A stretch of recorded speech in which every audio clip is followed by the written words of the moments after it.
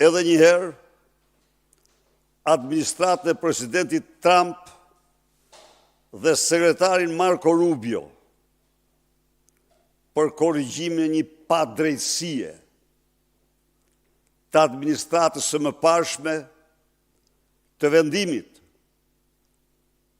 të bazuar në lobimin korruptiv të Edi Rams dhe George Sorosit për ndalim në hyrjes time në Shtetet Bashkuara. Tani,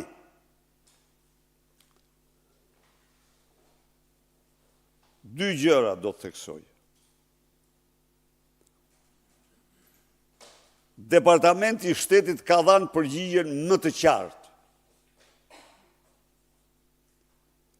se nuk është në listën, është hequr nga lista e atyre që nuk mund të hynë në Shtetet Bashkuara. Ai dhe familjarët e tij. Familjarët e tij. Dhe persona tjerë që s'kan lidhje me mua janë. Po. Tani, edhe djeja u theksova. Sali Berisha s'ka qenë kur non grata. Shpallja non grata bëhet, bazohet në konvent të Vjenës. Kurse dezinjimi për mos hyrje në territorin e Shteteve të Bashkuara ka në bazë një ligj të Kongresit Shteteve të Bashkuara, pra është ligj i brendshëm. Këtu jemi të qartë. Pse është bërë kjo ngatres? Është bërë kjo ngatres sepse për shumicën e njerëzve e marrin të tillë dhe unë nuk kisha normal të angazhohesha në betejë semantike në një kohë kur unë po angazhohesha në thelbin e çështjes.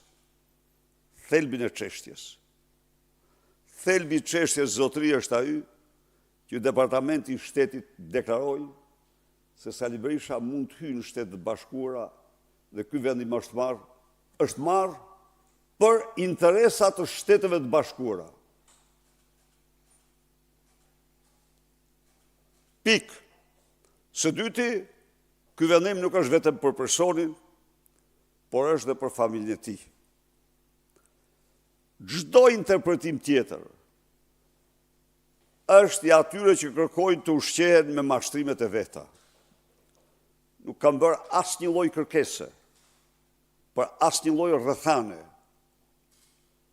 shtetësore apo tjetër siç duhet të mashtrojnë ata që ushqehen me gënjeshtat e tyre. Kam bërë kërkesë, në gjykat kam shkuar, rast unik në historinë e planetit për këtë çështje dhe jam drejtuar instancave shtetërore pas ndryshimit të administratës. Nuk jam drejtuar para ndryshimit të administratës, ndonse unë kisha njohje personale, duke filluar nga kreu i asaj administrate tek punojës të tjerë. Por nuk kam bërë atë. Jo.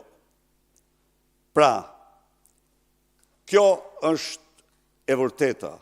Çdo interpretim tjetër, lexoni ato sqarime që ka dhënë Departamenti i Shtetit për një seri media shqiptare.